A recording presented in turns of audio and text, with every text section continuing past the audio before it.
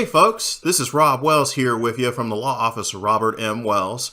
Our office helps landlords specialize in dealing with their landlord-tenant situations and problems.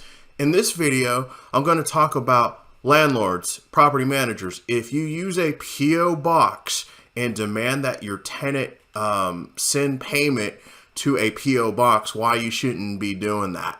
Before I begin with that though, landlords, property managers, if you're dealing with a non-payment of rent situation with your tenant, please feel free to reach out to us below for a case review today. Now let's begin. Now, why, Rob? Why are you saying that if I use a P.O. box, why I shouldn't be doing that to collect rent?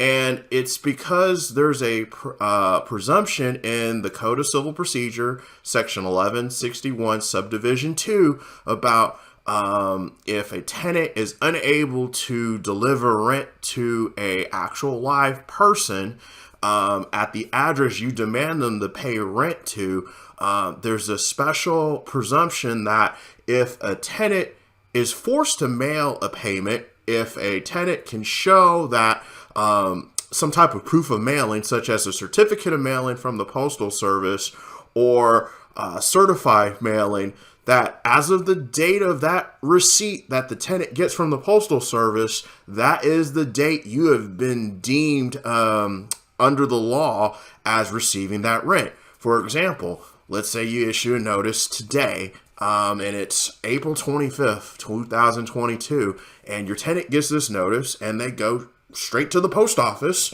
and get a receipt saying that it was mailed on April 25th, 2022. Well, for purposes of Subdivision 2 of Code of Civil Procedure 1161, your tenant has paid rent.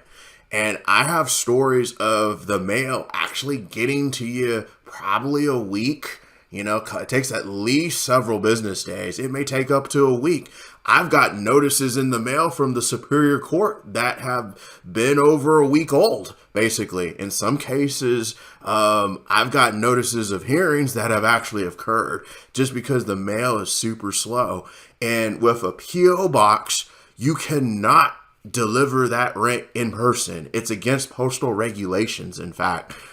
You literally have to attach postage, and then the post office will deliver that mail to your P.O. box at that point.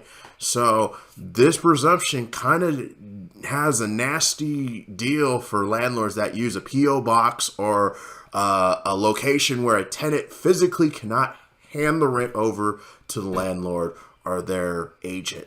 So that is my cautionary tale for landlords that use P.O. boxes. You might want to use another method of collecting rent and not listing a P.O. box just because of that presumption in Code of Civil Procedure 1161 Subdivision 2.